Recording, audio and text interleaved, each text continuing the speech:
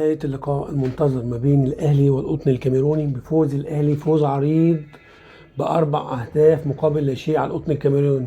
فين؟ في الكاميرون، على أرض القطن الكاميروني.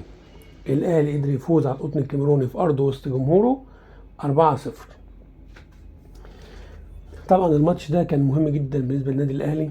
النادي الأهلي داخل ماتش القطن الكاميروني والحالة النفسية للاعبين سيئة جدا بسبب هزيمة الأهلي من صن داونز 5-2. فرص تأهله بقت على المحك، ممكن ما يتأهلش. لازم يفوز على القطن الكاميروني ولازم يفوز على الهلال عشان يقدر يتأهل، ولازم صن داونز كمان يكسب الهلال. الأهلي ما حطش في دماغه ده كله. الأهلي ما حطش في دماغه إنه كان مغلوب 5 من صن داونز. الأهلي ما حطش في دماغه إنه بيلعب القطن الكاميروني في الكاميرون. الأهلي ما حطش في دماغه الحالة السيئة اللي هم بيمروا بيها. الأهلي لازم يشيد بكل المنظومة الأهلوية النهاردة. انت بتقول ايه؟ بقول لك لازم نشيد بالمنظومة الأهلوية، لازم نتعلمه من اللي بيعمله النادي الأهلي. انت مغلوب 5-2 وفرصك كان معدومة في التأهل من دور المجموعات في أفريقيا، ورغم كده لعيبة الأهلي النهاردة أثبتوا إن هما رجالة بيلعبوا. جولين في الشوط الأول وجولين في الشوط الثاني. كهربا لوحده جايب 3 جوال، والجون الرابع جابه بيرستاو. لعيبة الأهلي بتلعب في ظل الضغط الجماهيري والضغط النفسي والهزيمة النفسية، وتقول أنا هرجع تاني، أنا مش هسكت، أنا هفضل أكافح لآخر لحظة. ده اللي عمله الأهلي النهاردة. في فرق تانية في الظروف دي بتروح تتغلب 2 و3 وتطلع من البطولة خالص، لكن الأهلي لأ، متمسك بالأمل لآخر لحظة، بيلعب على الفوز. ومش الفوز بس، فوز عريض ب4 أهداف، 4 تجوال في الكاميرون، بيجيبهم في الكاميرون. بيقول لا، ان الهزيمه ما تاثرش فيا، الهزيمه ما تهزش فيا. انا الاهلي، الاداره، اللعيبه، الاعلام، كله وقف مع الاهلي وساندوه وطلعوه من المحنه اللي هو فيها. والاهلي اللعيبه اشتغلت على كده، ونزلوا رجاله في الملعب وكافحوا لاخر دقيقه وقدروا يجيبوا 4 تجوال، وطلعوا ب3 نقط من قلب الكاميرون، وجابوا 4 تجوال عشان مشاكل اللي كانوا هم فيها. لما صن داونز جاب فيهم 5 تجوال طبعا قلل فرق الاهداف اللي عند الاهلي. فمحتاجين اهداف كتير عشان لو بعد كده وقفت على فرق الاهداف مع الهلال يبقى عندهم اهداف تعرف تخليهم يتصعدوا. جابوا النهارده 4 تجوال.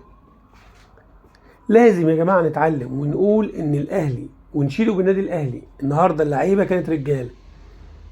كهربا النهارده يعني بصراحه يعني المفروض اداره النادي الاهلي فورا تدفع غرامه نادي الزمالك.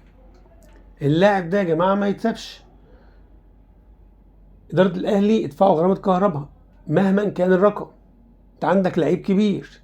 احنا على فكره مش ضد كهربا وعايزينه يلعب، بس كهربا اخطا في حق نادي الزمالك وهرب من نادي الزمالك ولم يلتزم بالعقد بتاعه، فلازم يدفع الغرامه. بس احنا عايزين الغرامه بتاعت كهربا، وبالتوفيق لكهربا في اي مكان يلعب فيه. اداره النادي الاهلي المفروض ان هي تدفع الغرامه بتاعت نادي الزمالك، وينبغي ان كل جماهير النادي الاهلي تطالب الاداره. ينبغي على كل اعلامي النادي الاهلي يطالبوا الاداره بدفع غرامه كهربا عشان كهربا يلعب. ده اهم لاعب عندك في الفريق حاليا. كهربا عامل شعله في الفريق. في الظروف اللي زي دي لازم لاعب يقود الفريق. كهربا النهارده قاد الفريق الاهلي للفوز على سانداو على القطن الكاميروني في ملعبه وسط جمهوره ب4 اهداف. انت عندك لعيب بالكواليتي دي، بالكفاءه دي، ان يقدر يقود فريقك في اصعب الظروف النفسيه والعضليه والضغط النفسي، ويقدر يطلعك من المحنه اللي انت فيها. ده انت تدفع فيه ملايين ولا يهمك. فانا بطالب اداره النادي الاهلي ادفعوا فلوس كهربا عشان كهربا يلعب. كهربا هيفرق معاكم كتير جدا الفتره الجايه، واحسن من لعيبه كتير جبتوها بصراحه مالهاش لازمه زي سافيو. دفعت فيه كام؟ لان تدفع في كهربا احسن. وحته بقى انك تدفع للزمالك مش مهم. فكروا فكر ايجابي. تدفع للزمالك ما تدفعش للزمالك، اهم حاجه انت عندك لعيب مهم وفارق معاك في الفرقه ومحرك الفريق كله، لعبه. كهربا يدفع الغرامه بتاعته ويلعبه. خساره ان اللعيب زي ده كمان اسبوعين 3 هتوقف تاني 6 شهور. خساره فعلا للنادي الاهلي. انا يا جماعه محايد، بقول اللي انا شايفه. النهارده انا شايف ان الاهلي لا، في فرق. كل اللعيبه، حمد القادر عامل ماتش ممتاز، بيرسي تاو ده ما اللي يقول لك بيرسي تاو مصاب تعبان، بيرسي تاو من افضل لعيبه النادي الاهلي بصراحه اللي جت على مر العصور على فكره. عامل ماتش اسطوري النهارده واحرز هدف تاريخي، هدف رائع.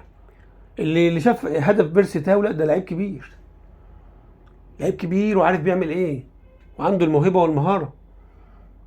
ما تضيعوش بيرسي تاو. عبد القادر الاسطوره بصراحه، جناح محترم. مروان عطيه شال لك نص الملعب كله في الشوط الاول والشوط الثاني.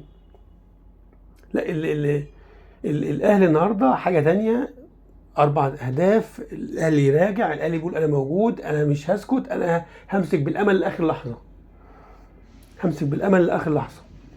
كهربا بيقول انا موجود واستحق اي فلوس تدفع فيا. كهربا بيقول انا استحق اي فلوس تدفع فيا. الاهلي جاب 4 تجوال في الكاميرون. شوفوا العوده عامله ازاي بقى.